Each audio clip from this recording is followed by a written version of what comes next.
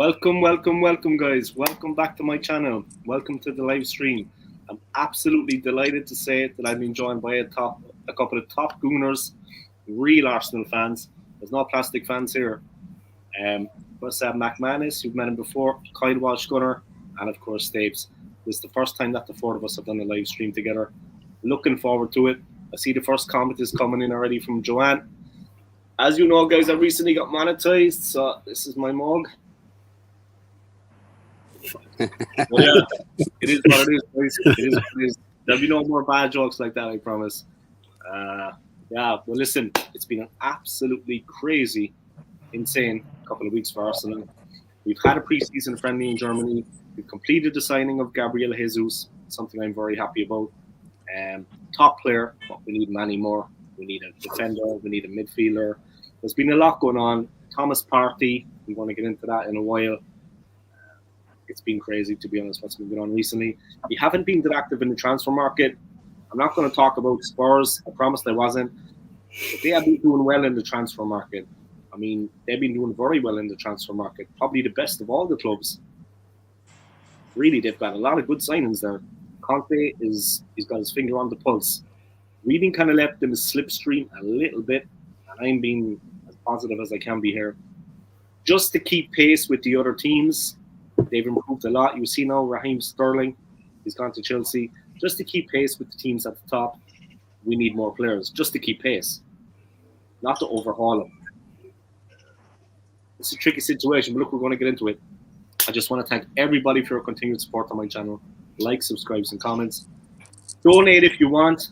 If you don't, you know, easy guys, no problems. Let me put up a couple of comments from Joanne. She's bigging up McManus.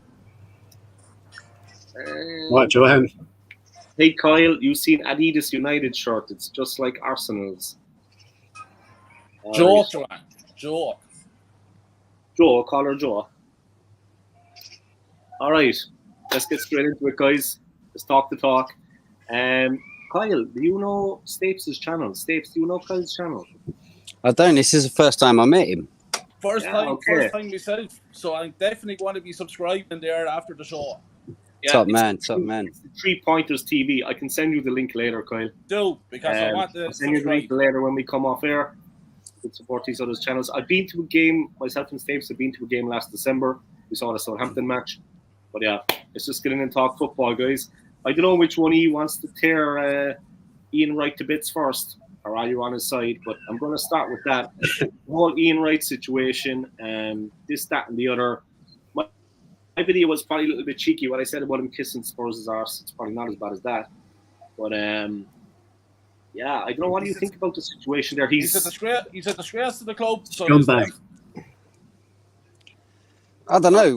What did he actually say? Let's give it some context. What did he actually say? Yeah. It was about the Eddie and Kitty thing, weren't it? Yeah, it was about for me personally, I don't really mind him saying what he said about Spurs. What really annoyed me was when he's trying to tell us fans how to support our club, and that if we have nothing positive to say about Eddie Nketiah, shut the fuck up is what he said. So I'm sorry, Mr. Ian Wright, but I'd support my club the way I've always supported them since 1987, and if I don't like a certain player, I will express my opinion. Who's he to tell me what to do about my club? Great player, don't get me wrong. A legend of the club, great player. I actually was at a wedding with him. Plenty of pictures taken with him, great conversation with him. But that was many, many years ago. And with remarks like that, his reputation goes down for me. Don't tell me how to support my club. I don't know. Tell me how to support my club. I think maybe it's a little out of context. I don't think he would have went as far as that. I think it's just I think basically what he's saying is if you've got nothing good to say, don't say it. You know what I mean? And we've had a lot of that with the Arsenal fans throughout the last couple of years, or under Arteta's reign. There's a lot of fans out there that have got nothing good to say about Arteta as well as Eddie. You know what I mean? But the way Eddie is.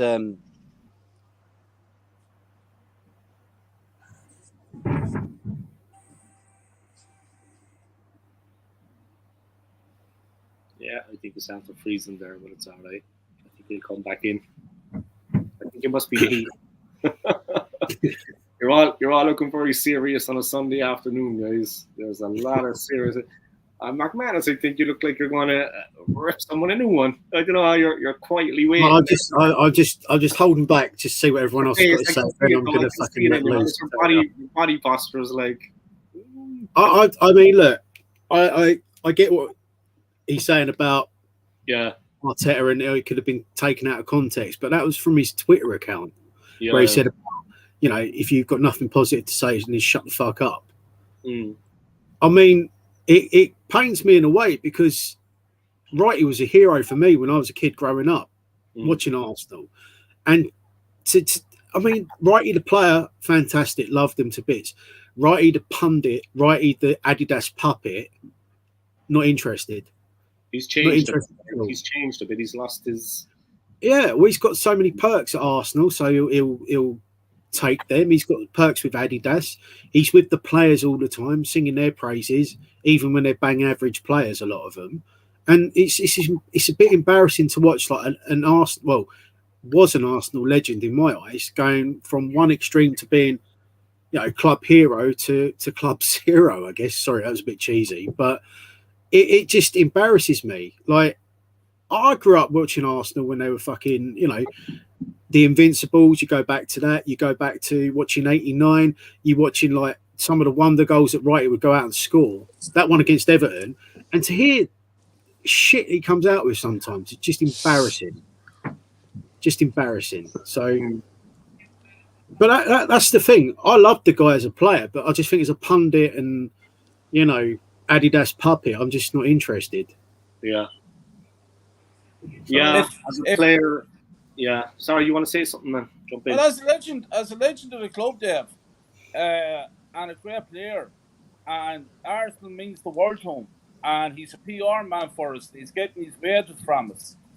Wouldn't I think that he'd come out and speak the truth and say, yeah, Eddie and Keith, yeah, fair enough, you're trying your best, mate, but your best ain't fucking good enough for this club. So, goodbye. He wasn't good enough for Leeds United. He's been had a number 14 jersey, and yeah, I know it's not the be-all and end-all. But he got the 14 jersey, he's on £100,000 a week, and he got $5 million for signing on.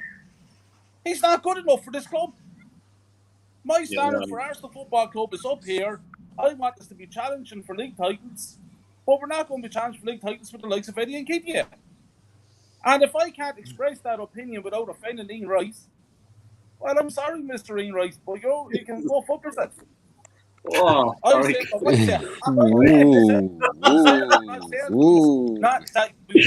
wouldn't say it to his face.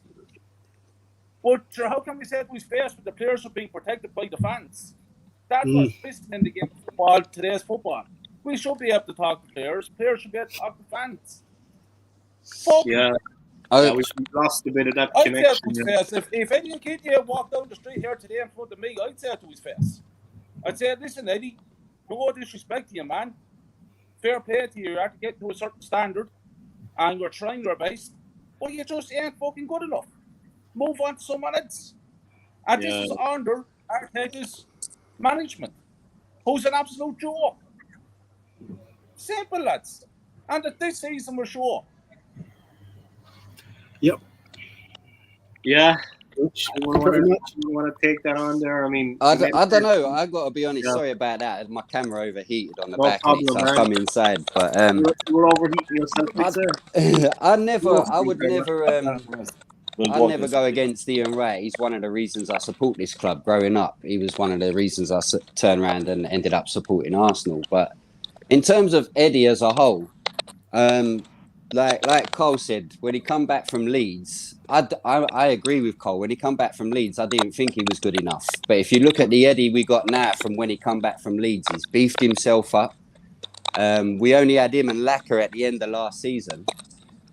And Lacquer wouldn't have given us the 5 goals that Eddie give us, you know. So Eddie has come on a level. Whether he's good enough to take us to titles, like Cole said, I kind of agree. The jury's out. I'm not so sure, but I still think we need another big, tall powerhouse like a lamppost to go and stand on a low block, you know. But yeah, definitely. Yeah. I don't think Jesus, Eddie, or Balogun offer us that option. We just need a powerhouse up front. But Eddie, I've got no problem with, and the number being given to him, I've got no problem with, because if you take Eddie out of the equation, anyone that's played for the club since Thierry Henry wore the 14, because it wasn't relevant until Thierry Henry wore it, and no one's been on that level. The only one that come anywhere close was possibly Alexis, and no one's been on that level. So, in all fairness, to save this debate about the 14 shirt, the club should have retired it. You know what I mean? To stop the bad press around it, because if we ever get a player like Thierry or somewhere close to that in our lifetime, again, we'll be lucky. Yeah.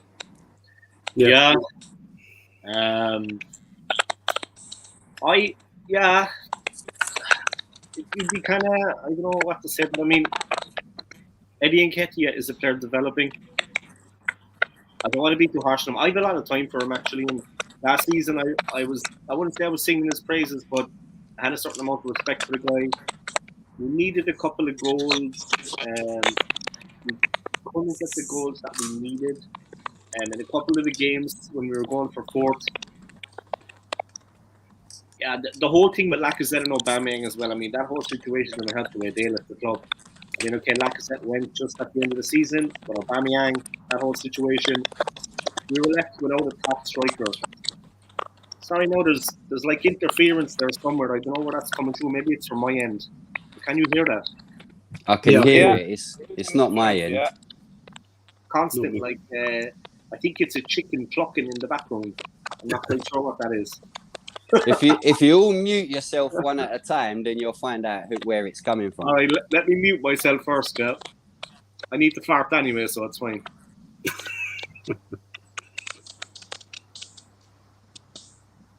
It's not me. Next. Right, I'll go. It's you. Is it me? It's you, yeah. Right, let me pop out. You've got a chicken behind the sofa. Check behind the sofa for the chicken. No. It might be a connection problem. So let me just pop out. I'll pop back in, guys. Yeah, not a problem. Not a problem, man. Not a problem. All right, now we can talk about him, guys. Now we can talk about him. All right. No, it's just not. To me, it's just not good enough, Dave. You know what I mean? Eddie Nketiah is not good enough. I do agree. We do need a big centre forward that's able to hold up the ball, bring in other players. Like, but here's my concern. This is my concern. We got Jesus, which was a good signing. Yeah. But don't forget, we're after giving this fella Nketiah a 5-year contract, £100,000 a week, and a £5 million signing on. So what I'm thinking is that we're actually going to go into this season with the two of them as our main strikers for the whole season. I cannot see us go on spending millions of pounds on another centre forward. I can't see it. Chelsea, and look at the pair Chelsea are after signing. Look, Sterling, man, he's a danger. He is, I mean, goals galore, man. He just puts the ball across the box, and all you have to do is tap it in. He's got that pace to get in. He lays it on a plate for you, man, and he just finishes it. That's him, like. He has the noose to get him behind. A player like him, it's sickening, man. It's sickening. I mean, every move that we make is like counteracted. We're not making that leap forward. We're stuck in the same position. And it's not Eddie Nketiah, and this isn't about Ian Wright. Never mind that. This is moving on out to the bigger picture of, oh man, I need to stop doing this with my hands, I know. But we're stuck in limbo. I can see McManus' face, man. He looks like Mount Vesuvius. He's ready to go up. He's going to go nuts. Mate, I just think, I'm happy with the fact that we've signed Jesus. I think he's a good signing, don't get me wrong. But as soon as he gets injured, who have we got? Eddie and Balogun, that's it. Why is this allowed to happen? This is fucking typical Arsenal. Like every fucking season, we'll go out there, like every now and then we'll make a marquee signing like a Jesus, like an Aubameyang or like an Alexis, and then not surround him with anyone of the same ilk. That's what fucks me off. It's the same old. Nothing changes. We'll go out there and get a decent player and then not surround him with like quality. Like everyone goes on about, oh yeah, he's going to get us 30 goals. He's going to get us this. Is he fuck? Is he fuck? With what? Look at the support he had at City when he was playing. De Bruyne behind him and players like that. Who else are you going to have behind him at Arsenal? Fucking Odegaard. Really? Signing players. Like, this is what makes me laugh. We've gone out there. We bought Jesus. Great. Who else have we bought? We bought Matt Turner. I've never heard of. We've signed Marquinhos, who I've never heard of. We've signed Fabio Vieira, that I've never heard of. Austin Trusty, who I've never heard of. Who are these fucking players? Who knows about them? Also, we're linked with McManus. Yeah. McManus, you're fucking spot on, man. This transfer window is an absolute joke. We got Jesus, fair enough. But after that, the players we've got, not good enough. They're not good enough. And the other thing is, complete unknowns. I see some super fans over in Germany there yesterday, they got to meet Edu. Now these lads have been saying, what's Edu doing, blah blah blah, giving out about him, this and that. But there's your fucking opportunity yesterday to ask the man straight to his face what the fuck is going on with the club. And they're what twerking exactly for him. are you doing? What are you getting paid $4.5 million a year to do? Yeah. Because this transfer window is a joke. And there's Absolutely. your opportunity. But these lads won't do it because they go around licking ass. Yep, exactly. What's going on with Talisman? What's going on with that? No one knows. That's gone quiet all the time. Why is that not done? Yeah. Here's mine.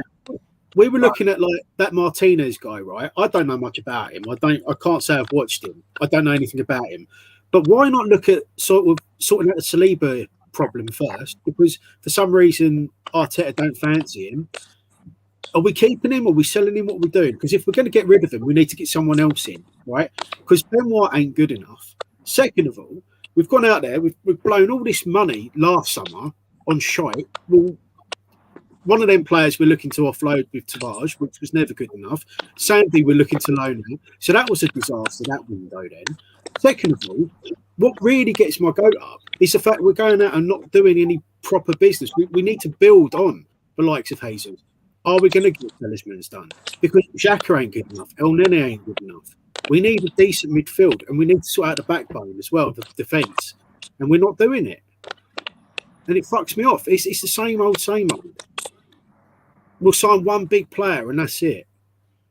Great. Well, it's pathetic. It's pathetic. And then you've got the likes of certain fan channels twerking for a do, thinking we're doing great business. We're not. We signed one decent player and a load of unknowns.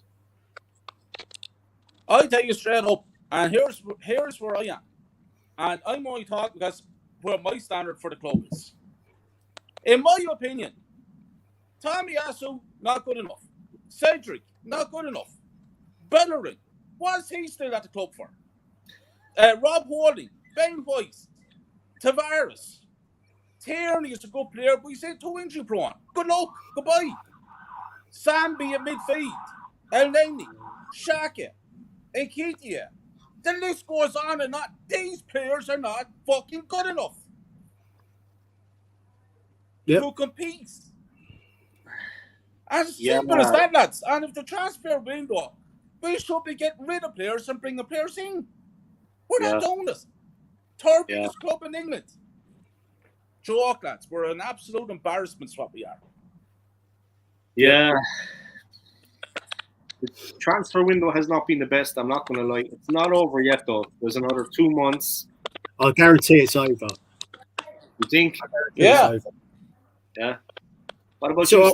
We signed El Nene, so there's our backup midfielder. We signed Eddie to another contract, so there's our backup striker.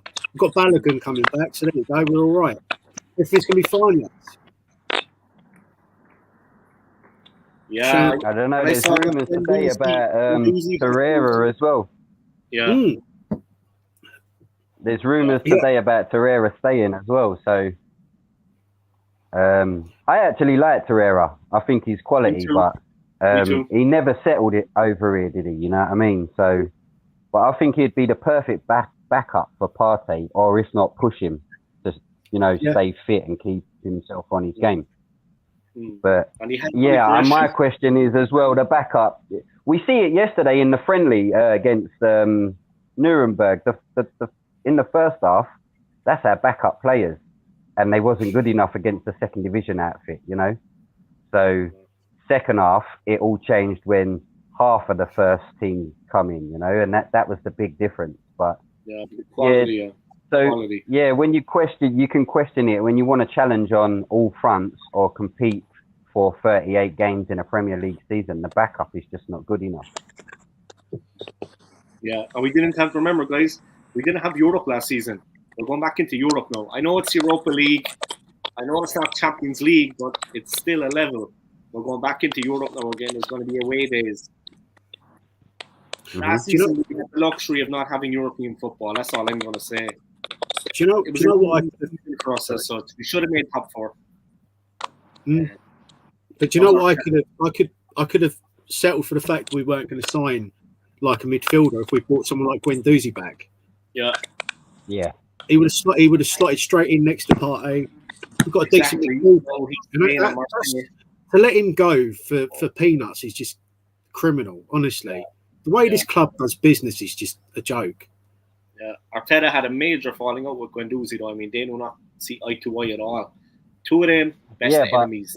On that, to be fair to Arteta, he gave him 2 chances to clear the air, and Guendouzi come in with his foot up his arse, you know, and he didn't want to apologise. Yeah, he didn't want to kind of find a common ground, you know. I've seen many people get on with each other just for the sake of being at a club. You don't have to be friends, even down to strike partnerships. If you remember, Andy Cole and Teddy Sheringham hated each other, but they still got on the pitch. And we could have kind of found a common ground there with them two, but it just wasn't going to happen. Guendouzi was so far up his own arse. And John Hartson, you remember the two of them? Berkovic and John Hartson. Yeah. Oh, yeah. And that was in training as well, yeah.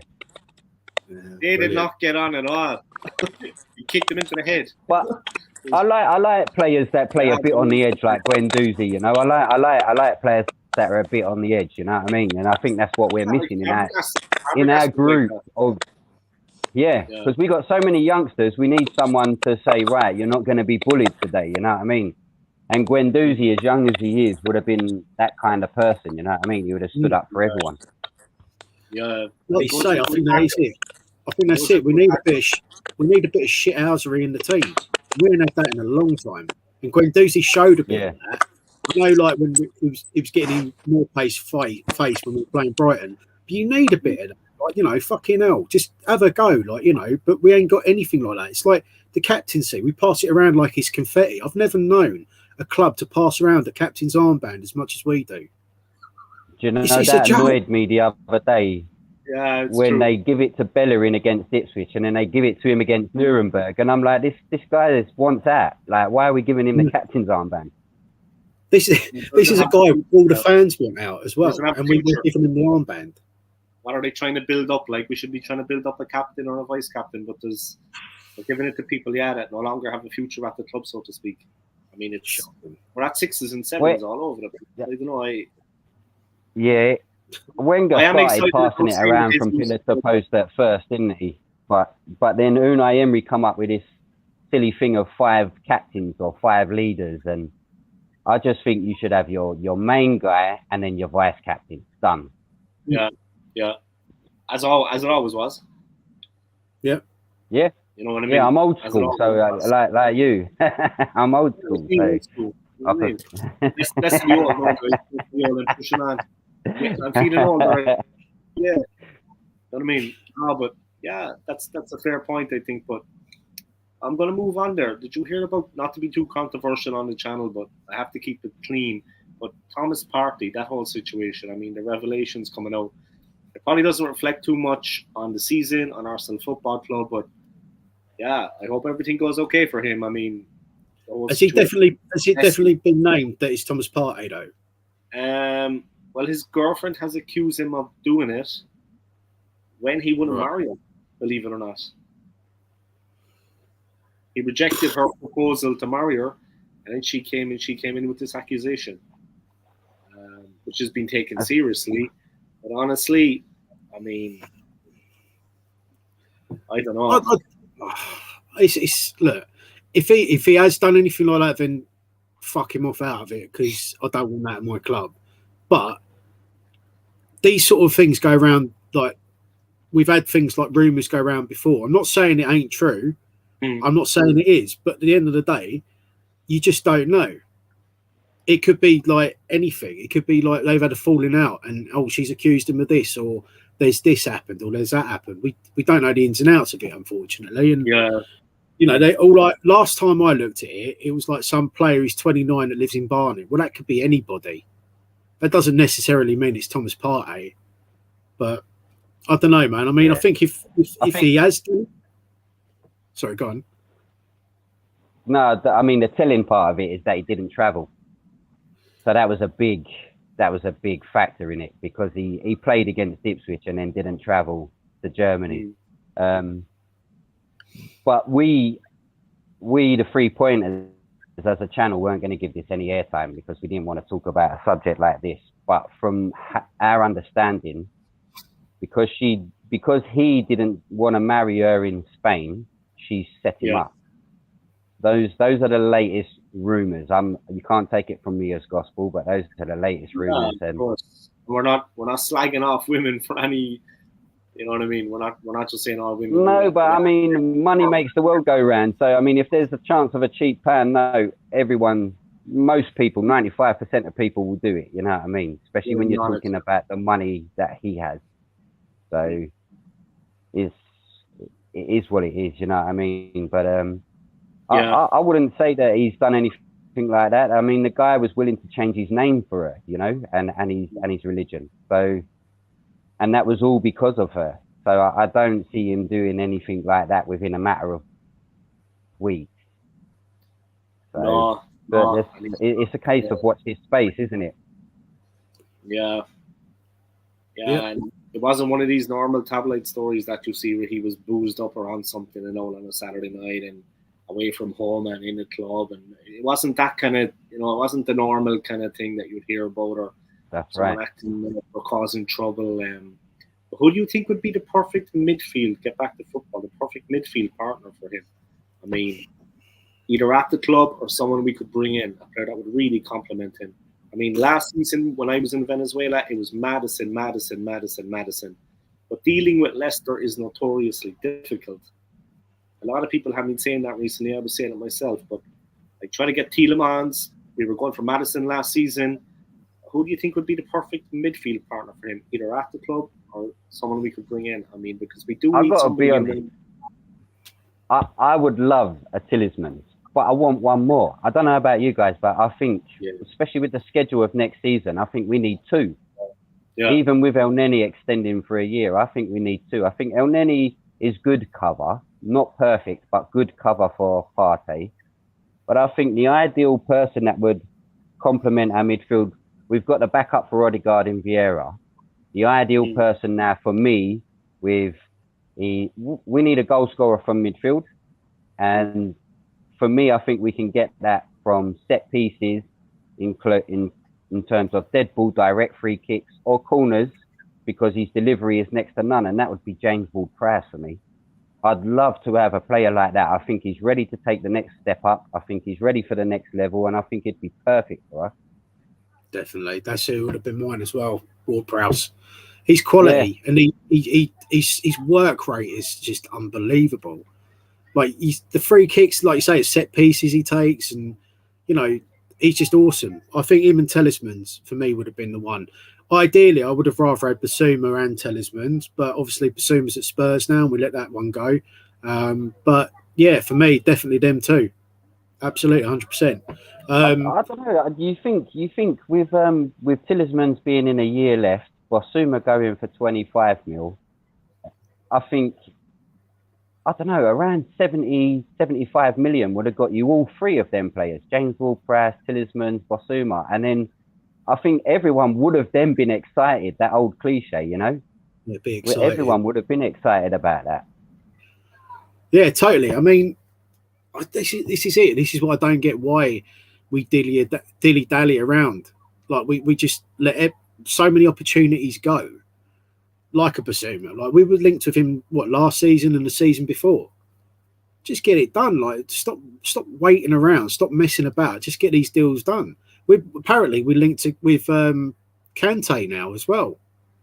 I think that ship sailed, didn't it? I mean, he's 31. And he's yeah, I get that, but I actually think him coming in now would be perfect for us in the situation that we are faced with. No one near that age. Like, he offers us a lot of experience, Premier League experience as well, which is another reason why I would have went for James Ward-Prowse as well, that Premier League experience. Yeah. But Kante's been at that level where I'm saying James Ward-Prowse is ready to step to the next level. Kante's been at that level. I think they would be ideal signings, but there's really no foundation in the Kante rumours. There really wasn't any foundation in the Basuma rumours. That was more fans driven. A bit like Buendia last summer. Do you remember? All the fans wanted him in, but the club was never sniffing. Never on the card, man. No. They've been tapping up Jesus for a while. I mean, we hear the Jesus signing. It was like 6 months in the making. I didn't realize they had been doing everything in their power to get a player like him at the club. It would be a real shame if we don't strengthen, like you said, man, 2 people in the midfield, at least 2 players. It would be a real shame to have a player like him up front. And then not have the midfield or even the defence to propel us forward. I mean, I remember when Liverpool got Van Dijk. It wasn't just his signing, but he changed it completely when he came in. I mean, there was a whole new lease of life for him at the back. And he dominated absolutely everything that came into the area. And he pushed them forward. I'm not for one moment saying we could land a player at that level. But see, that's another thing. We've got into this kind of mindset of, well, he's good enough for us. But we need a monster back there. I mean, we need a real animal in the defence, man. We need someone that's... I don't know. I think we might have one. I think we might have one in Saliba. We might just have one. Ready-made. He had a great season. He's an animal. Huge guy. Fast, quick, strong. And he reads the game. I don't know about you guys. This is something I've said on our channel for a while, that I don't trust us away from home, especially against the big 6 side. I don't trust us away from home.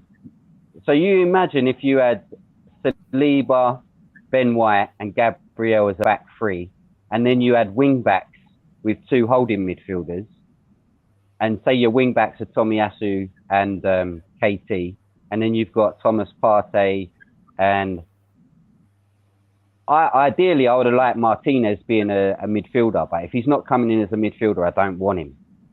So you'd have a Talisman's or someone like that there, a new midfielder in there. I think we are strong because our attack kind of sorts itself out.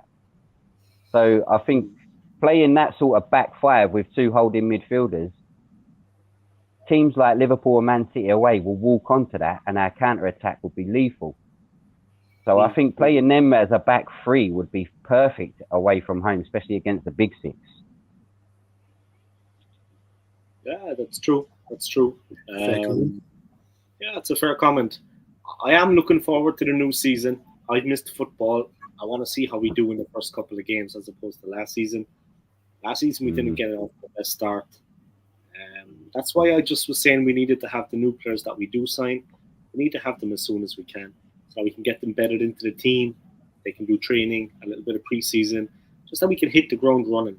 I mean, absolutely, all in all, I'm looking around me and the other teams are strengthening. And to be honest, I don't want to say about Spurs again, but they have got Rick Carlison is, for me, I have long admired that player. He's a beast. He's going I can't stand him. And I'm not saying that because he's just joined Spurs, but I can't stand the guy. Yeah, but he is a serious talent. You know what it does? He reminds me a bit of, you know, the links to Rafinha. Now, I think Rafinha would have been a game changer if we could have got that over the line. But I was at the Leeds game at home when they lost Erling, their right back, and Rafinha should have went with him because he lost his head in that moment. He pushed the ref after already being booked, and he should have went as well. And as Arsenal, we've already got a Xhaka that does that. You know what I mean? We can't allow another one that is willing to do that kind of sort of stuff on the pitch. Loose cannon a loose cannon. He's a bit. He's all. We know as Arsenal fans how many decisions go against us, and then if the players are losing it like that, it can be volatile players. It's you don't want them being put under pressure. I mean, Yeah. I don't know. Yeah, it is what it is. I'm gonna just talk a little bit about Jack Wilshere. Sad to see him retire from the game at 30 years of age. I wanted to say this because he's a player that I've seen play myself back in the day. Man, honestly, and he's a great singer. I mean, he some good songs about Spurs. He can carry a tune, but it was actually very sad to see that, But he took it gracefully. I have to say that he has my respect because he accepted it with grace. You know what I mean? With humility. I would be bitter. I mean, I would be bitter if it was me because look at the career some guys have had. He had the world of potential. I'll never forget that game against Barcelona when he ran the midfield. He made mince of a much vaunted Barcelona side at the time. He made mincemeat of them. It was really sad to see that, though. I mean, but like I said, the guy took it with grace and he took it with panache. He's not sulking and moaning about it. You know what I mean? And he has my respect for that because it mustn't have been easy for him. It's a real shame. I mean, it's a real shame. I don't know. What are your thoughts on it? Poor Jack. I mean, he's only 30 as well, which is a bit of a kick in the teeth. I mean, but he was like another Diaby in a way, decent when he was fit, but you knew he was missing when he weren't fit. Do you know what I mean? And it's like it's such a shame because when we sold him, I was a little bit disappointed with that. He went to West Ham and he did bits there, but he was another one that didn't really do much there, and he sort of went to Bournemouth and didn't really work out for him there. And it was like he was just made of glass. Do you know what I mean? After a while, I think he'd done so much so young. It sort of took its toll on him later on, which is a shame. But I am sad for him. I am sad for him because 30 years old. I mean, you've got players going on to their like 35, 36. Yeah. I mean, look at Ronaldo. I'm not comparing the two, obviously. But, they get look. It's a shame. It is a shame. But like you say, he's not moaning about it. He's still got a role at Arsenal, managing. He took it on the chin. He took it with humility and with grace. You see, today I saw that, what's that clown that plays for Wales? I think he's the best player in the world. Gareth Bale, that clown. You see, he's gone over to, I'm not a fan of his, I'm just going to put that out there. I'm not a fan of that man at all. High up or low down, his attitude with Wales. I remember we had to play them in a qualifier. We actually beat them. But then we lost to Serbia for, I think, the Euros. But before the game, he was already talking about who Wales were going to be playing. And he was injured, and we beat them. That's for the Irishman. But look, that man, ignoramus. But he's over now in Los Angeles. You know what I mean? He's just been... his career's gone on from strength to strength, isn't it? Yeah. And poor Jack, he would have liked that too. Like, he could finish up maybe playing for Beijing or playing for LA or Inter Miami, David Beckham's club. You know what I mean? It would have been nice for him just to have that period at the end where he could live in the United States, play some football, relax. All that is kind of like, I don't know. It'd be interesting to see what he does. It'd be interesting to see what Wilshere does because he should stay around. Well, there's rumours that he's kind of come. There's rumours he's coming back to us, isn't there? So look, if you remember, before he left us, he started doing his coaching badges with Per Mertesacker, didn't he? And then he left and went to Bournemouth. And I don't know if you guys know, but he was close to retiring last January. But Roy Hodgson got him the move to that Danish side. With that, he obviously went on till the end of the season. And obviously the Danish club wanted him back. I heard Jack say that he had an offer from them. So he could have continued. But I honestly think it's because he's got the option of a coaching role somewhere. And interesting, we just lost our under-18s coach to Crawley, didn't we? Yeah. So it looks like a position's opened up for Jack. So I'd like to see him back there. He come through the ranks, and it could work well, Yeah, he could teach Edu and Arteta a thing or two. Yeah, it would be good. He could actually instill his wisdom on the two of them. You know what I mean? He could take Arteta under his wing. But maybe he could tell Mikel, maybe he could be the guy that says to Mikel, I don't think that's a good idea, Mikel, because you always need one of them. You know what I mean? A guy that's actually going to tell it straight. And Jack will tell it straight. He will talk straight. I don't think that's a good idea, Mikel. You know what I mean? We need someone like that because, I don't know, man. Honestly, the new season, I'm a little bit fearful, a little bit apprehensive. I'm excited about Jesus, of course. I said that before. I think he's going to be a great player. But if we could get Wilshere maybe in as a coaching role, it would not be a bad idea. I would support that. I have time for the guy, and I wouldn't say a word against him. You know what I mean? No matter what happened, because like I said, he took it with humility the way things happened to him, and he could have been. Yeah. England, True, I think, would have won the Euros. England would have won the Euros. He might end up saying the same things Ian Wright did, and that might change your opinion. Now you wouldn't say a bad thing about him. It's still that's a good one, but it's in the recent memory, of Wilshere, and I would, to be honest, I take it with it. Maybe I'll take those things now after what you says with a pinch of salt, but maybe taking out of context. But Ian Wright was a hero of mine when I was younger. I mean, we all remember him smashing the ball in left, right, and centre. He was also good for Palace. I mean, that's when he came on the radar. Yeah, when he had those games against United, I think a cup game, and he caused them all kinds of problems. And also Eddie's from that area as well. That Ian Wright's from Brockley. Like Brockley. So, Lewis, Brockley, or that's near Lewisham, right? That's between Peckham, isn't it? That's like just outside Peckham. Yeah, it's not far from me. It's a stone throw away from me. Yeah. I passed through there one way on the way up to Greenwich with the wife. We were passing through when we lived in Peckham. We were passing through, and I goes, "Jesus, isn't that where Rocastle and Ian Wright came from?" I remember thinking to myself. I looked around on the streets, and there was nobody kicking a ball. So I said, "Maybe not." You know what I mean? Yeah, you have to go to the fields over the back. Yeah, you have to go at the back of the estate. Luis Paqueta is strongly linked with Arsenal. Is he good? I never heard of that player in my life. Who is that player? I'm not being ignorant. I never heard of that guy in my life. Do you know that player? I don't know much about him. I see something about this morning. I think he plays for Leon. We are strongly linked with him.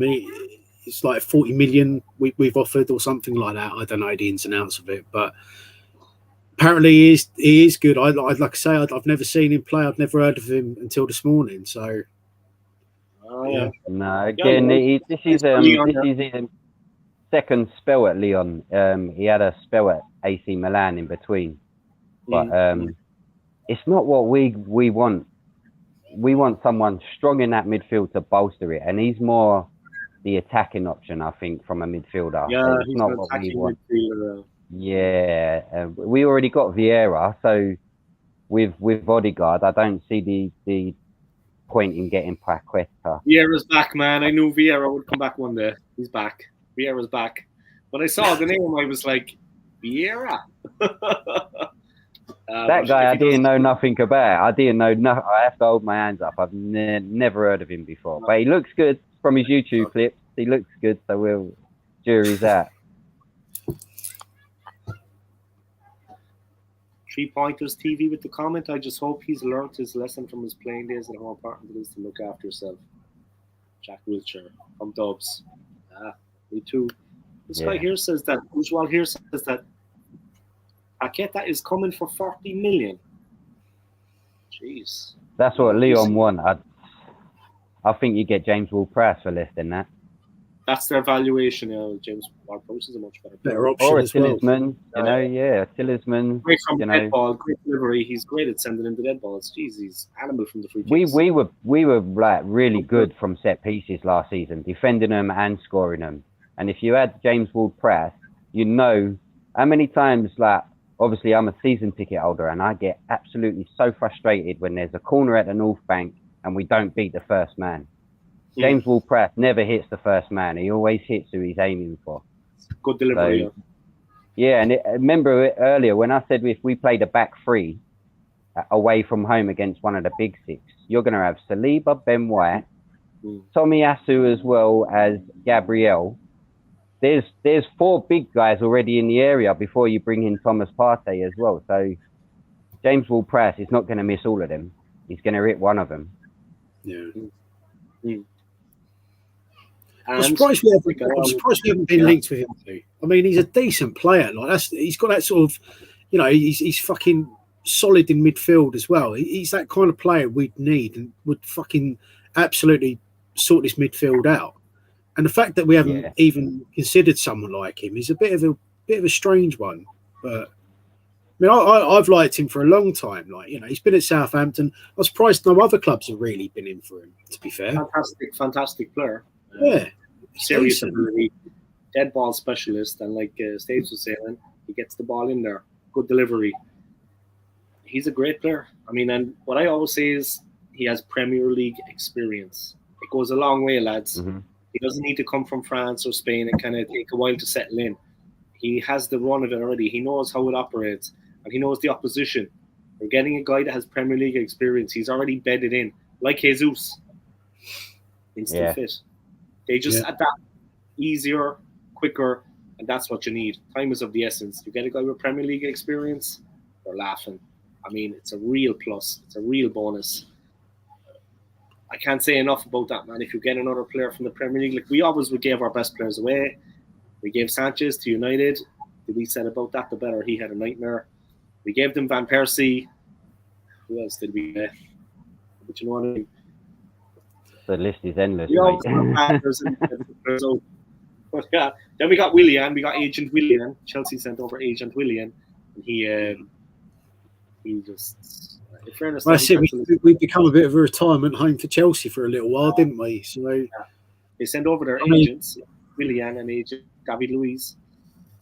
David Luiz. Yeah. He was all right, though. Luiz was actually all right. Poor guy. He was okay, but it's not what we needed. But Ian Wright is the new hate figure. We have a new hate figure now. It's Ian Wright. You know what I mean? Hate figure? Hate figure. I'm joking, Steve. No. He's still an idol of mine, mate. He's still an idol of mine. Nice. Yeah. I just think some channels out there, they're obviously driven for that kind of negative content, and they take his words out of context and really go at him. You know what I mean? But yeah, you're right. He spitted facts. You know what I mean? In terms of Spurs' transfer window. Well, you're putting words in my mouth now, but I mean it's out there, isn't it? So not too well, it's all right. But yeah, but I hear what you're saying. All right, Jez is joined the building. He's in the house. Afternoon all. I never knew this guy actually had a channel. I don't want to sound ignorant, but I saw he was doing collabs with different people. Yeah? I never actually knew he had a channel of his own until recently because... Yes, the history of Arsenal. Yeah, history of Arsenal. I actually didn't know it. I subscribed straight away. But yeah, I didn't actually know that. I was surprised. And also, he's from the United States. So. Yeah, he puts out quite a lot of good content. Mm-hmm. And he has like his long yeah. streams. It's entertaining. It's entertaining. He has a few people on there like Kenny Ken and Lee Gunner and whatnot. So I actually contacted Kenny Ken by the London docks with his kids, so he couldn't come on. This the guy's comment you're talking about, yeah? Yeah, Jez. Okay. I haven't seen his channel, so I'm going to have a look. What's it called? The history of Arsenal. Jez, tell us the name of your channel, man. I'll put it up on the link. Started in April, mate. What? You got 2,000 subscribers since April. You only started then. Jesus, I'm closing down my channel. I'm going out to Peckham with Stapes and we're going to have a beer. I'm giving up. I've only 1,300 in 4 years. God almighty. I'm giving up, man. If that's the case, time to retire. Jesus, the old school gunner is thrown in. That's it. It's done. He's throwing in the towel. Arsenal, the history, and more. All right. But honestly, I'm going to ask you a question, guys. Where do you think we're going to finish this season? And Europa League, you think we have a chance of doing anything in the Europa League, like final, semi-final? It depends what else we bring in. Like at the moment, I'm not very hopeful. Like I say, look, Jesus, decent signing. The rest, players I've never really heard of. You know, great for the future, maybe a few of them, but we need something for now. And I don't really see that we've built anything on getting Jesus in. But I think it depends on what else we bring in like the rest of the transfer window. Mm. We need a bigger squad. We need more depth as well. We just don't have that. Can't keep relying on players like Xhaka and El Nene because, to be real, they're just not good enough. But like I say, it depends what else we bring in. I mean, if we start bringing in players like a Talisman, like a Ward-Prowse, like we spoke about earlier on, players of that kind of ilk, sort out the defence, then maybe we do stand a chance. We still have a little bit of time. There is time before the new season starts to bring in players. You saw with the Jesus deal, it actually went through quick enough when it happened. Well, it took ages to go through. That's the only thing. You just don't know. I mean, like I say, I think personally, it just depends on what else we bring in this transfer window. Yeah, I agree. I think we need a couple more at the very minimum, and then it's standard. We've seen Arteta's Arsenal be really good in some of the big games for at least the first hour. And when you're talking, because I'm with you there, where I think I want a European trophy. I want to win the Europa League. If we get in third or fourth as well, that's brilliant. But I want the trophy to get there. So yeah, the end of the window, how we finish the window is crucial to that, because we need players to get over the line in these big games. We need players that are used to the big game experience and how to when the chips are down and it's going against us, dig in, hold in, keep it tight, keep it strong. We need some leaders on the pitch now. So the next two that come through the door are crucial for me for winning any trophies next season. Yeah, definitely. Yeah, it's hard work. It's hard work. I'd agree with that though. Yeah. I'm looking forward to the new season though, to see how we fare. Honestly, I think Manchester City. I almost said Manchester United. Jesus, that's not going to happen in a million years. I honestly think Manchester City are going to win the league. Of course, the signing that they got, Haaland, is an incredible. His goal scoring record speaks for itself. I mean, the guy is an absolute goal machine, and he's a giant, unstoppable, unplayable. I think City are going to win the league myself. Lads, if you have a couple of £100 around, wise, the odds aren't good. Put your money on Manchester City, but still support Arsenal. I'm just saying, lads, I honestly think City are going to win the league. Liverpool, they held on to Salah. United, they're going to lose Ronaldo. I don't know what you think about that Cristiano Ronaldo situation. I found it interesting. Obviously, he's a player that has a lot of pull. He's not a normal, average, run-of-the-mill player. The guy, I'm sure, has something in his contract where he has some leeway if he wants to leave prematurely, if he wants to leave before the end of his contract. I'm sure, he is not an average player with an average contract. You know what I'm saying? But I think it's fair that he wants to leave, because it is going to take a hell of a long time if Ten Hag can actually manage to build him back to compete. He wants to finish off his last couple of years, and he's played another couple of years, at least try to win something and be competitive. It was a nightmare last season at United. It's not all their fault. I mean, he has to shoulder some blame too, but definitely, man, it was their worst Premier League season since its inception, since, what was it, 2002 when the Premier League came in? It was their worst season, their worst points total. He scored, but the rest of the team did nothing. You know what I mean? It's like they had him as the focal point, but it was negative for them in the end, because it was just, I don't know. I think it's right that he's leaving anyway, that he wants to go. I can't say I blame him. Because you look at the team that's around him. What could he do there? What's he going to win with that team? He's got elite mentality. You know, the guy's won things, and you got, what's he got really? You got Harry Maguire and fucking Wan-Bissaka and shite like that round you. Let's be real. It'd be difficult for anyone to go in. It'd be difficult for someone like a Messi to go in there, or someone of that ilk to go in and try and do something. It's not going to happen, and I can't blame him. He wants to go somewhere where he's got a chance of winning stuff, and players around him the same mentality he's got. They had a lot of players with a bit of promise, and they just faltered. And the thing is, there's no stability with management. I mean, it's like Chelsea at the moment with Manchester United. It's like a revolving door. Yeah. How many managers have they had since he's been there? Yeah. Was it 3 now? Yeah, like 3 at least. They got absolutely trounced. Do you remember their last league match? It was away to Brighton. Well, they absolutely destroyed 4-0. Wow. Well, I'll be honest with Ronaldo. He's a bit self-indulgent, isn't he? And with the years not being on his side, he's all about them records. And with Man U not being in the Champions League, that goes against them big time in terms of keeping hold of him, because he wants them that goal scoring Champions League record. Yeah, that's true. Yeah. I know he's a bit clear of Messi, but if he's not in it next season, Messi has a chance to catch up. He's got a free hit, hasn't he?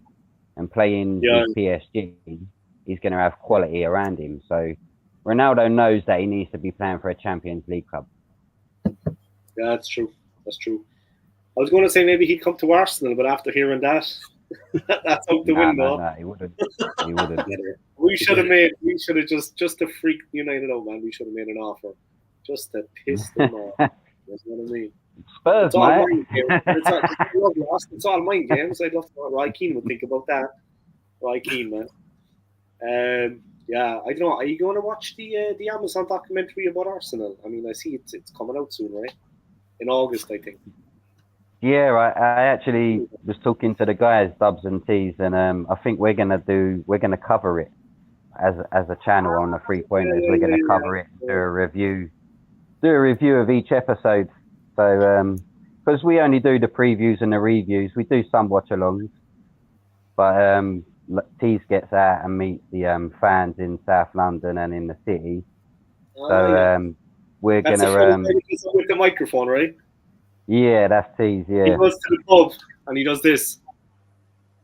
Yeah, he's great. The guy was urinating against the wall. I'm not going to say it. Yeah, he's got a thing about catching people pissing up the wall. Yeah. The guy was. Yeah. He walks up to them and he asks them if they like football. Yeah. Why they're pissing. He wants to make a scream on the street. But yeah, he's got a lot of banter with him, and he brings the funny side out of the channel when he's doing stuff like that. So in the bar, I saw the Irish guy couldn't even speak English. I don't know what that Irish guy was talking about.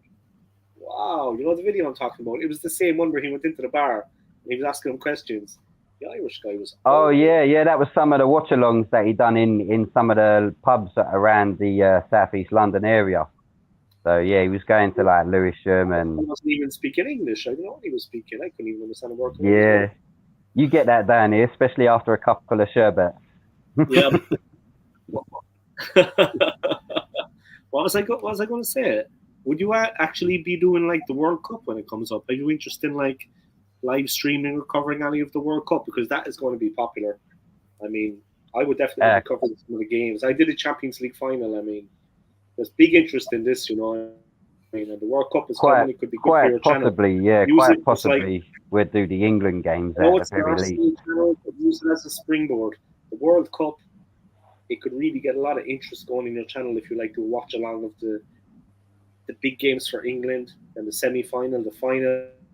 I'm telling you, man, I did the Champions League final. I didn't even break a sweat. All I did was say, yeah, he's on the ball.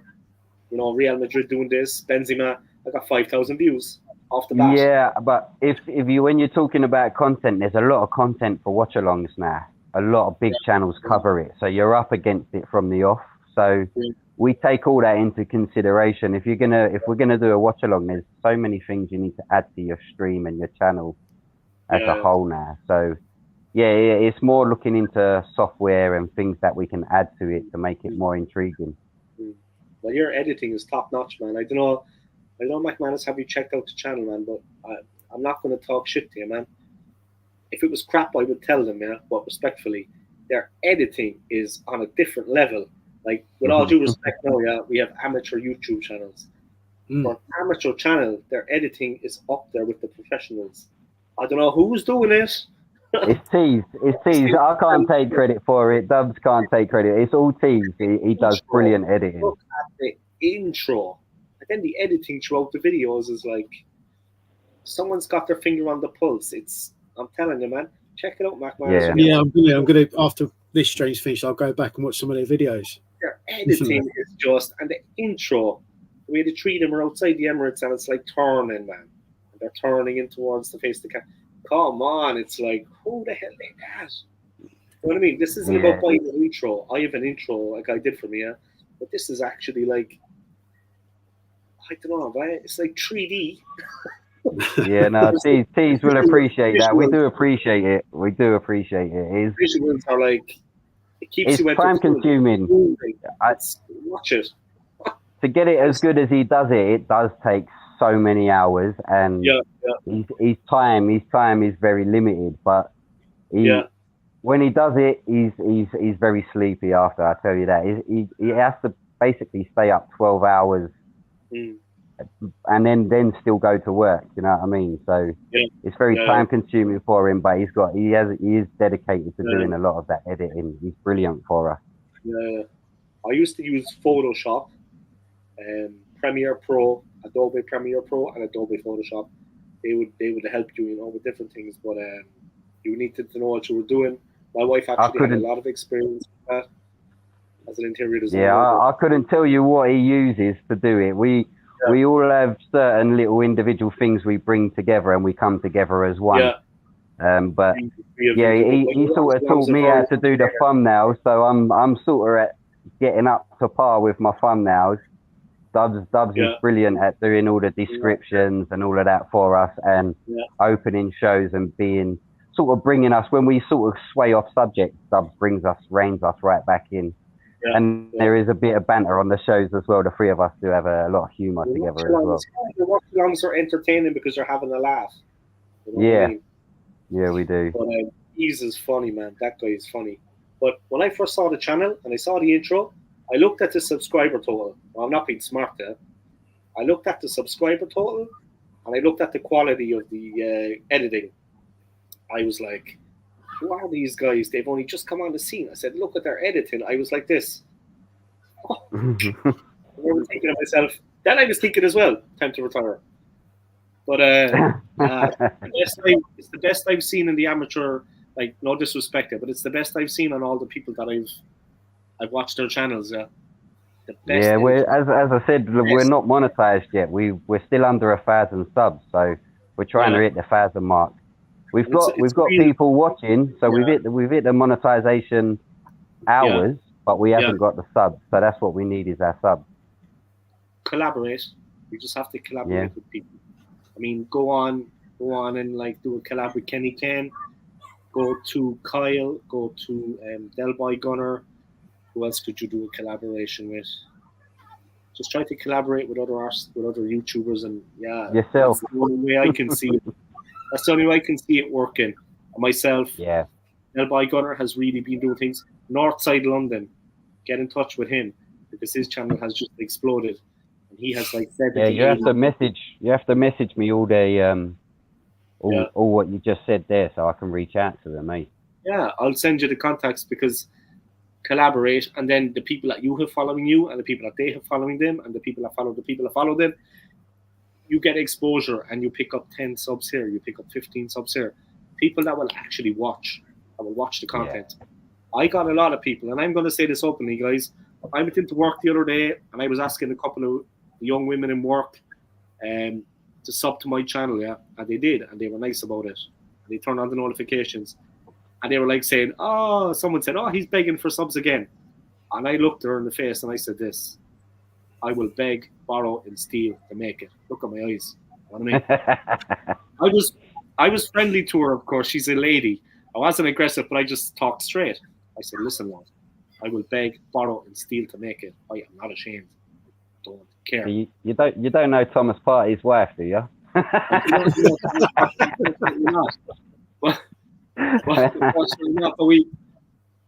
have to use every, and anybody watching this will agree with me. You have to use everything at your disposal to get there, no matter what it takes. Because we are not like Lee Gunner. We are not like Troops. DT before he got locked up. You know what I mean? We need to do something different. That's what I'm going to say. But collaborate. And I'll do anything I can to help, my friend. I mean, we had a good time game together. I enjoyed your company. I get on well with you. I like it. You know what I mean? First moment I saw you, I was obviously intimidated by your height. Then I realized you were a nice guy. It's misleading, isn't it?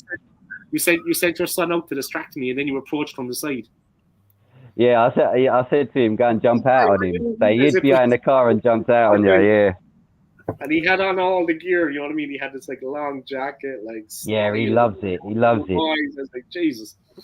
So, like, obviously, if you don't know, I got 3 season tickets in the front row at the North Bank. So, yeah, I had a spare one going, and we got Dave to come down, and yeah, it was brilliant, weren't it, mate? Nice. I was in Milton Keynes, but I still came up. Jez has a bit of advice here for you, Stapes. Jez has some advice, I think.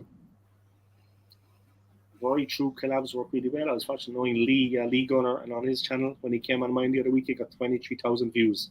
That makes a big difference. Yeah. Yeah, it does. Yeah. Yeah. He got 23,000 views when Lee Gunner like came on his channel. Yeah, you just have to keep going out there to contact people. I'll be doing cartwheels. I'll be doing cartwheels around my living room. Not that it's big enough. You've seen how big I am. I'll be hitting the walls. You're tall, yeah, you're tall. But yeah, collaborate, man. When I got Kenny Ken to come on my channel, it didn't set the world on fire. Nothing close to this. But he is an absolute gentleman and always approachable, Kenny Ken. And he knows football. And he's connected like at some level in there, but he's just a gentleman. And he'll talk football. And he gave his time. The guys I've contacted, I'm not going to name them because fair enough, they don't have time, but they didn't even reply. I've seen a lot of Kenny Ken's content. He goes on a lot of channels, doesn't he? He's quite reasonable like that. He does sort of spread the love and go on everyone's channels. And I texted him off the cuff at the drop of a hat. He never even heard of me before. That's Kenny. He's a nice guy, man. But yeah, I'm going to get Lee Gunner to come on my channel. Maybe pay him. Oh, are you? Nah. But I'm going to try. I'm going to contact him. I'm going to contact him, and I'm going to drop Jez's name. I'm going to say, me and Jez. Jez is my brother. You know my brother Jez. That's what I'm going to say. And then if he contacts you, Jez, you turn around and say, yes, we are family. Okay, that's what you say. Don't say anything else than that. Just say, yes, we are family. Me and Dave, Old School Gunner, we go way back. So I'm going to name drop with Jez, yeah. I'm going to say that I went to school with Troops. I will, like I said in work, when that woman said to me, she thought I'd get embarrassed. Oh, he's begging for subs. I will beg, borrow, and steal to make it. I do not care. I will do anything. Honestly, you have to be like that. Joanne gave me this jersey. You know what I mean? I got this for free from Joanne. That was nice, right? She posted it down to me one day. I didn't even ask. She said, oh, you have a jersey I think would fit you. She sent it in the post. There you go. Oh, wow. That's a bit off point. I won't keep it much longer, guys, but where do you think we're going to finish in the league? I mean, honestly, how do you see it working out? Top 4? Do you think we can do that? With what we have now. Like this thing, we get a couple of players, but right now, with what we have right now, I don't see us getting the top 4. And I think we're all honest about that. You know what I mean? Because we missed out last season, and everyone else has strengthened, so we're a little bit behind in terms of getting the top 4 right now. But a couple more in, and I think, look, I personally would finish 5th or 6th if you can guarantee me the Europa League, because I want a European trophy. Yeah. But top 4 always has to be the aim. Yeah, top 4 always has to be the aim, and you've got 6 clubs always going for it. So 2's always going to be disappointed. So and then you've got Newcastle over the next couple of years. It will be 7. You know what I mean? Because once they strengthen over the next couple of years, they're going to be a huge team. So. Yeah, top 4 for me is always the aim, but with what we got right now, I see us being disappointed again. And what about Jesus? Like, I mean, how many goals do you think he can score? You think he can hit 20 plus? I mean, just in the league. If we play Nuremberg every week, we'll win the league. That's a Chad. The reaction when we beat them was like, you know what I mean? The reaction, like they're defending. Did you see somebody defending, man? Even in the first, the shot from Smith Rowe. Did you see the shot from Smith Rowe? Well, we didn't score. Yeah, in the first half. Yeah. there was one guy over there and there was another guy over there. You could have put like you could have driven a truck through. I mean, the gap between the two of them, and they were both just kind of jockeying him. They were standing off. I mean, and he just got a free shot. That's like in the Premier League. That's not good. Like they'll make mince media. You know what I mean? He put a bit too much whip on it, in all fairness. If he'd have let that go out a bit further and then whip in late, then the keeper would have stood no chance. But he come in a bit too early. Yeah, he was. But yeah, the jury's out. I think we're all intrigued about to see if Jesus can be that focal point through the middle for us. You know what I mean? I think we're all intrigued to see if he can hit 15 to 20 goals. Yeah, but he is a handful. I mean, people saying that he had this delivery, the service he got at Manchester City. But a lot of the times he came on as like a bit part player. He came on as like a substitute. He finds the pace of the game quick. I mean, when he comes on, he adapts immediately into it. After 5 or 6 minutes, he's having a shot at goal. It doesn't take him a long time. He's versatile. He can adapt quickly. I like him. I think he's a real handful. I think maybe we're underestimating how good he actually is. This guy is good. I know they let him go. I know he surplus the requirements. But Haaland came in. I mean, Haaland is... I know Jesus is very good. I think he's a really good player. They got that Julian Alvarez as well. Julian Alvarez is a quality little striker as well. So he'd be brilliant backup for them. Yeah, he's really skillful there. But he reminds me a little bit of Aguero. But I think Jesus is going to do good for us. I can't wait to see the scores at White Hart Lane. Julian Alvarez reminds me of a Tevez, who they used to have. So yeah. So, Tevez. So we'll see how that works out. Yeah. But I mean, their options are brilliant, and arguably for what they picked Haaland up for, we could have done the same sort of business. But missing Champions League means we was never going to be in the running. Yeah. But I still think we're a tall boy short. And I don't even care. I've said this before. I don't even care if it's a budget striker, someone who's 33 plus. As long as you've got him and you sell him the role that he's a bench boy, and when there's 2 banks of 4 and that low block and we can't break it down, I'm going to bring you off the bench. And you'll find someone who's 33 plus willing to do that role for us and come off and be that plan B. Yeah, Perisic. Why didn't we go for Ivan Perisic? Yeah, but I understand he's a winger, innit? I'm talking about that sort of Giroud type striker that we need up front as a plan B. That's what I want. Yeah. I don't know if you guys know him, but like I like the guy that's up front for Switzerland, Mönchengladbach, Embolo. Embolo. I used to live in Switzerland. Yeah. You want me to sing the song that sang for him? Go for it. the song for Embolo. Okay, so it's to the tune of "In the Jungle, the Mighty Jungle." You know that song? Oh yeah, I know where you're going now. See the Embolo spielt für uns. They'll be like, and then they go, choruses, the Embolo, the Embolo, the Embolo, the Embolo, the Embolo, the Embolo. Yeah, that was the song they had for Breel Embolo. He's very good, man. I like him. I'm sold already. I can already hear that in the North Bank.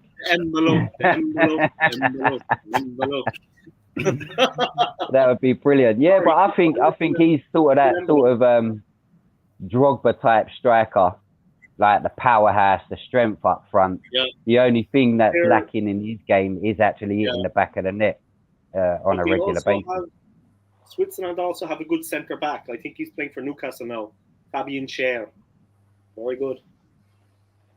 Yeah, I think we're all right for centre backs, though. I think we're pretty flush. I mean, I don't even see the point in getting rid of Pablo Mari for this season because of the way the congested fixture list is. I'd keep Pablo Mari. Yeah. You know what I mean? Shaqiri was good, though. You remember Shaqiri? Xherdan Shaqiri? He was at Liverpool. Yeah, I do, yeah. Stoke and Liverpool, yeah. I think he left, right? Yeah, he did. He's over in... I think he's in France now. Yeah, he was the one in the team when I was living in Switzerland that delivered the goods when they needed it. Yeah, he did, They were on the verge of going out of the Euros to Poland, this and that. It was Shaqiri stepped up. It wasn't Xhaka, and it wasn't Embolo, with all due respects to Embolo. He's a good young player. It was Shaqiri had that moment of magic. when I say moment of magic, I mean he scored goals that unstoppable. I mean, with the whole defense against him, Shaqiri is an incredible player.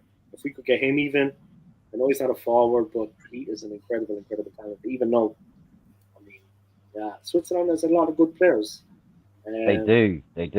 I wanted, funny enough, while we're on the subject, I wanted that, is it Zakiri, who ended up joining Juventus, the defensive mid? I wanted him to go in the midfield, but again, it's another one we've missed out on.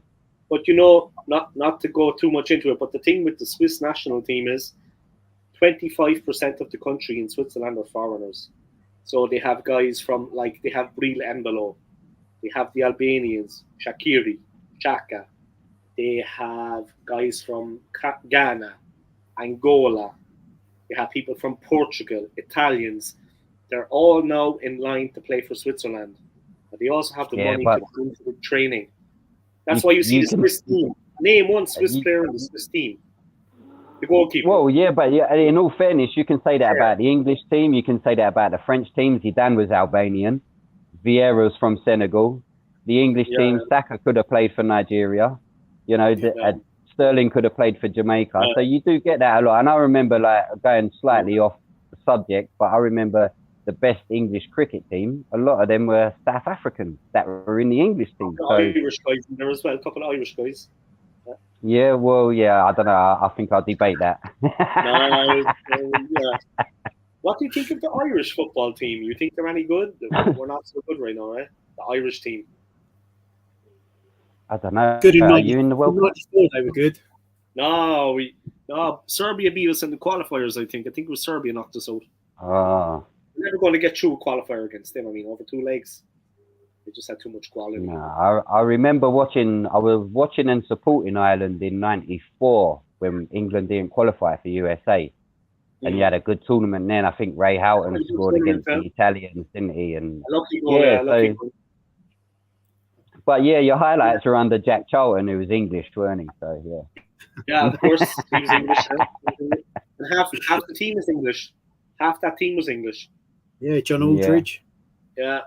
Tony Cascarino, Jason McAteer, Phil Babb, Andy Phil Thompson. Phil Babb. I forgot about Phil Babb. Yeah. We had, who else did we have? Roy Keane, he's English.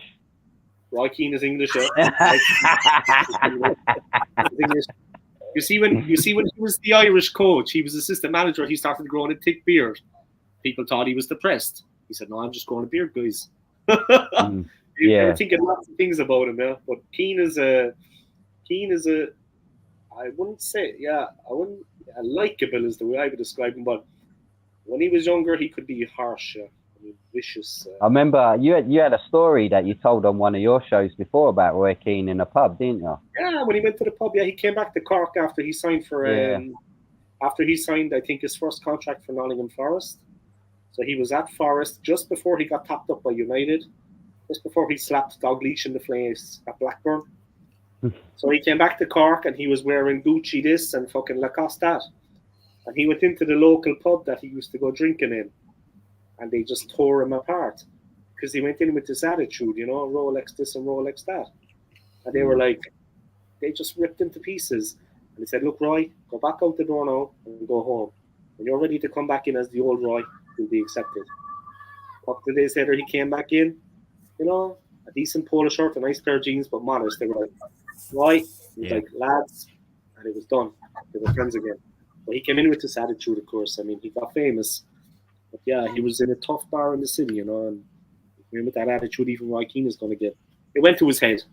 It happens. You know what I mean? Keane is all right, though. He's a likable kind of character. Likable. I don't really like him as a player. Of course, he has his own opinions about Arsenal and the thing with Vieira, but he stood on a couple of players in his time. He's a bit violent. Nah. Players like Roy Keane, I loved him. Vinnie Jones. That's how I was on a Sunday League pitch. I was horrible. You played Sunday League. Okay. Yeah. Who's the flash bastard today? Bosh. I hit him straight away. That was all I used to do. Just straight for him, is it? Yeah.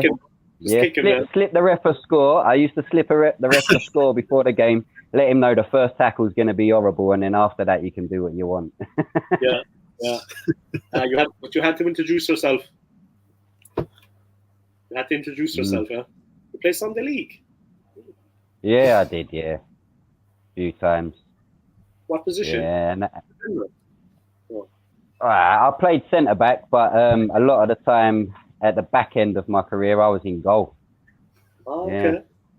Yeah. And where did you prefer playing? I mean, you see the size of me, Dave. Like, I am massive in it. So when it comes to being in goal, I used to make it. I made it really small. So yeah, you're taller, you're rangy. But where did you like playing? Did you like goalkeeper or defender? I used to enjoy defending, but the red cards, I was letting the team down. So that's why I went in goal. It's difficult to pick up a red card as the goalkeeper, right? Yeah, and I still got sent off as a keeper. Stay out of trouble now. Stay out of trouble. Go unnoticed. That's interesting, though.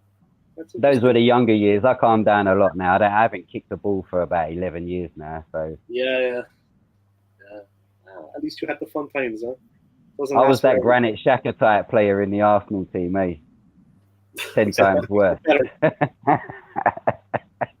The comment coming in, you're not Spursy, Mikel Arteta.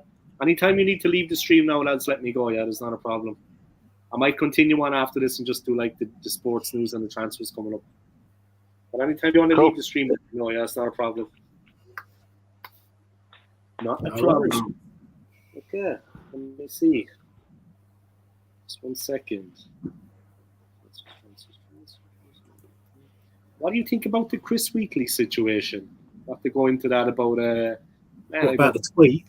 Yeah, about the tweet that Chris Wheatley sent. For some reason, I love a Corona right now. I don't know. I think. Desperados. Sorry, it's good. I like. Yeah, I think. I'm looking for a sponsor. In all the wrong places. I'm looking for a sponsor in all the wrong places. Nice apartment. Yeah, I think with Wheatley, didn't he just start like some big, I don't know, some journalist job, and then he tweeted it out? That's what I heard, the rumor going around, and then his tweet was all wrong anyway. So it said like Thomas Partey had gone to Germany with the rest of the Arsenal squad, and then he changed it. Was it a few hours later on, saying that he's in London still? Sorry for the confusion, and then he deleted it altogether apparently. So yeah, he changed it 24 hours later. Look, as a reporter, I watched Lee Gunner go in on him as well, but he was kind of right. You know what I mean? You've got to do your due diligence and make sure that what you're going to report on is factual. And obviously, Wheatley didn't do it. Yeah, he didn't do it. So everyone's going to rip him a new one now, isn't they? So yeah. But fair dues. He's held his hand up. He's apologised for it. He said he's got it wrong, and he's took it all down now. So you can't. There's people have done far worse. So you can't just say he can't have another chance at it. You know what I mean? But it will affect his career, unfortunately. Yeah, of course it will. Of course it will. Yeah, that's what they're saying. It's going to have a negative impact. Yeah, have a negative impact on him. Even when people just read it, they're making up their mind. Yes or no? Is it right? Is it wrong? Is it true or not? Jez, we just asked about your channels there, guys. So I just put up the information on your channels there. Oh, nice one. Thank you. Thank you. Let me just put up. You just think as Wheatley as a whole, like in terms of an employer looking at him, they've just seen that he don't do his due diligence properly. So yeah, and then that's going to have a negative effect on a certain person's company. So they probably won't look to hire him. But as long as he's able to keep what job he's got now, then he's able to sort of build bridges. You know what I mean, and fix what he's done wrong, and then that's down to him, innit? It's down to him to now do what he didn't in the last tweet. You know what I mean? Maybe people overreacted a little bit too, though, myself included. I mean, like I said, there was a little bit of truth in that along the lines, but it is what it is. I mean, you have to kind of follow these kind of things sometimes. But yeah, he went off kind of without any. Mate, we all get things wrong. Just the other day, we done a show, and I said Saliba was out in Germany, and he wasn't. So we all get things wrong, you know what I mean? Yeah. Just I ain't gonna be as scrutinized like Chris was, you know what I mean? So. Yeah. Your tweet isn't going to attract another like 30,000 retweets. Yeah, that's it. Yeah. All right. I think I'm going to wrap up the stream there. I might come on a little bit later again and do a little transfer roundup, but I want to thank you for joining me, guys. I'm just going to give your channel a plug, yeah. I really appreciate you coming along, giving your Sunday, giving your time. Kyle had to head off, yeah. A little bit of an emergency there, so he couldn't come back into the stream. I'll give him a text later and see, is he all right? Is everything okay? But yeah, guys, I want to thank you for coming on. Yeah, I appreciate it. Let me just put up another comment from Jez. He's going to sub to you after the show. Yeah, I'll let you know Tuesday when I'm around. I normally work till 11, but I'll be back at 1 a.m. So I don't think that's much good on a Tuesday, Jez. But yeah, we can sort something else out. Bring me on your channel at some point. Maybe the guys too would like to come on. Help Stapes. Stapes is on the run for 1,000. The 3-pointers are going for 1,000 subscribers. They got to break it. They got to break the mold. Listen to what I said to you, man. Beg, steal, borrow. Shameless. Okay. I shall try. Think Roy Keane. Think Roy Keane. Think Roy Keane. Just go for it, man. Think Roy Keane. Think Roy Keane on Alf Inga Haaland. The ball was there, I think. Just get there first. You know what I mean? All right. Guys, check out McManus on his channel. McManus Sense and McManus Gaming. Do yourselves a favor. McManus Gaming is self-explanatory. The other one, I'm going to leave it to your own devices, guys. You check that channel out. I'm not going to say what he does on the channel, but it's legal. I'm going to say that. It's perfectly legal. Stapes, of course, is a member of the 3-pointers with T's and with Dubs. Like I said, some of the best editing. Their watch-alongs are absolutely hilarious. It's entertaining, man. The watch-alongs are entertaining. And the reaction to what's going on. Yeah, if you want to see some funny stuff on our channel, go on to the playlist and have a look at Tees Meets the Peeps and some of the vlogs that we've done. We've done a couple of vlogs. They're the funny part of the channel. And then we've got a playlist up for the transfer window of this summer as well. So, yeah, that's all the latest stuff as well. Yeah, they're on the rush for 1,000 subs, guys. So sub their channel. And don't forget when you sub to turn on the notification too, guys. I have recently become monetized. I have made the grand total in 1 month of $15. So thank you to everybody that has donated and that has supported me and helped me get those $15.33. I appreciate it. That's what I've earned, $15.33. If anybody wants to donate $1, $2, just click the thanks button at the end of the video when it's over, underneath the message notification. Just click on that, guys. Jez, if you want to donate £50, it's all good, man. All right. I know you've got money, Jez. I know you're made of money. Whereas the three of us, you know what I mean? We're just getting by. Jez is made of money. All right. That's it, guys. Thank you for coming along. I appreciate it, yeah. No worries. Yeah, thank you, mate. Nice to meet you, McManus, mate. Yeah, you too, mate. You too. If you come on your channel, Stapes, just let me know, yeah? We'll do. Thank you, mate. Take it easy and enjoy the rest of your Sunday. Big up to Peckham. Big up to Peckham, man. I live there. Respect the Peckham. I'll never forget my time in Peckham. All right, guys. Take it easy, yeah? Enjoy the rest of your day. And I appreciate you coming on, yeah? Take care. Come on, you Gunners. Come on, you Gunners. Bye. Let me just... Les. The boss. I'm monetized, guys. $15. You know what I mean? In a month. Less than minimum wage. See you later, guys. Peace. See you later. Less than minimum wage.